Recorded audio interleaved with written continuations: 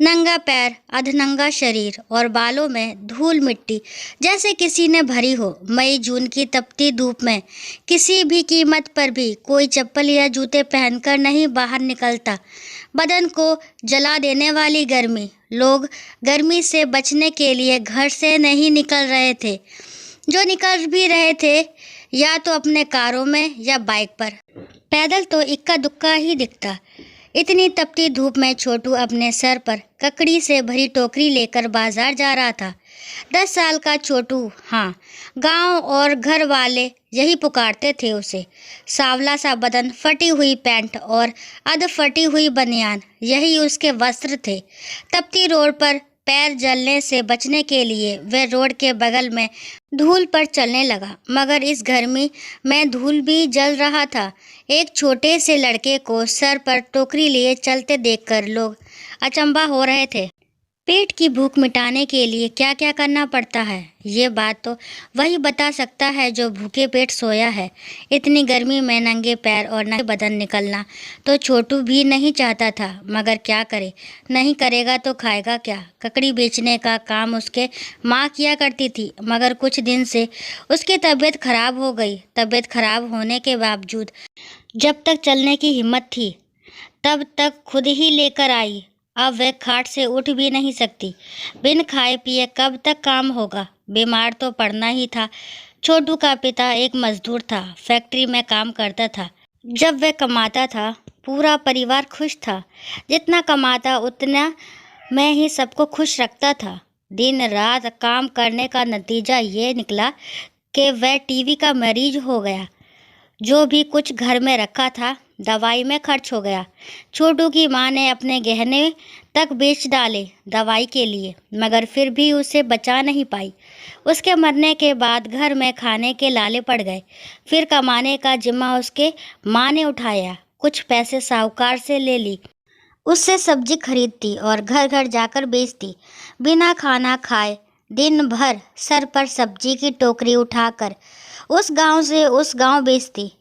किसी गांव में 2 रोटी मिल जाती, वही खा लेती और फिर पूरे दिन सब्जी बेचती। उसके बाद शाम को घर वापस लौटती और खाना बनाती। फिर सुबह निकल पड़ती। धीरे धीरे उसका भी स्वास्थ्य गिरने लगा, फिर भी उसने काम नहीं छोड़ा। एक दिन भी काम छोड़ने पर भूखे रहने की नौबत आ जाती। एक दिन इतना तबीयत खराब हुआ कि रास्ते में ही चक्कर खाकर गिर पड़ी। सब्जी से भरी पूरी टोकरी बिखर गई थी। लोगों ने उठाकर घर लाया। अब उसमें चलने तक की हिम्मत नहीं बची थी। पेट पालने के लिए अब घर का जिम्मा उठाया। 10 साल के छोटू ने कर भी क्या सकता था। माँ तो अब चल नहीं सकती थी और भूखे पेट सोया नहीं जाता। पेट की भूख उम्र थोड़ी ही देखता है, ना ही परिस्थिति। उसे तो बस भोजन चाहिए, कहीं से भी, किसी भी हालत में। पसीने से लथपथ छोटू बाजार पहुंच गया, जहां सब्जियां बिकती थी। वहां उसने भी अपनी टोकरी रख दी। तपती धूप में इतनी दूर से आने पर उसका गला सूखने लगा। प्यास से उसका मुंह सटने लगा। एक पल उसने टोकरी में पड़ी ककड़ियों को ललचाई निगाहों से देखा। मुंह में पानी आ गया। सोचा, एक खा लूं, मगर खा लूँगा तो बेचूंगा क्या। माँ के लिए दवा भी ले जाना है, खाने के लिए सामान भी खरीदना है। नहीं नहीं, मैं नहीं खाऊंगा। उसने एक ककड़ी उठाई थी, उसे वैसे ही टोकरी में रख दिया और पास पड़े नल के पास गटागट पानी पी लिया। वह भी अब दूसरे बेचने वालों की तरह जोर जोर से चिल्ला के बेचने लगा। जो लोग खरीदने के लिए आते उसको बच्चा देखकर दया आ जाता और उससे ही खरीद लेते। कुछ लोग उसे छोड़कर आगे निकल जाते और कुछ देर बाद उसके पास वापस आकर खरीदते। कुछ ऐसे भी थे जो कम भाव पर ही लेना चाहते थे। सोचते, बच्चा है, इसको तो ऐसे ही उल्लू बना दूंगा। छोटू भी ना चाहते हुए उन्हें कम दामों में बेच देता। इस तरह शाम होते होते उसने सारी ककड़ियों को बेच दिया। पैसे लेकर वो मेडिकल की दुकान पर गया। वहाँ से अपनी माँ के लिए दवाइयाँ खरीदी और फिर कुछ खाने के लिए सामान भी खरीदा और कुछ पैसा बचा भी लिया। कल भी आने थे। खेत वाले को पैसा देना था जिससे ककड़ियाँ उधार ली थी। सारा सामान लेकर वे झूमते हुए घर जा रहा था। उसके चेहरे पर अब मुस्कान थी। उसने अपनी माँ की मदद की।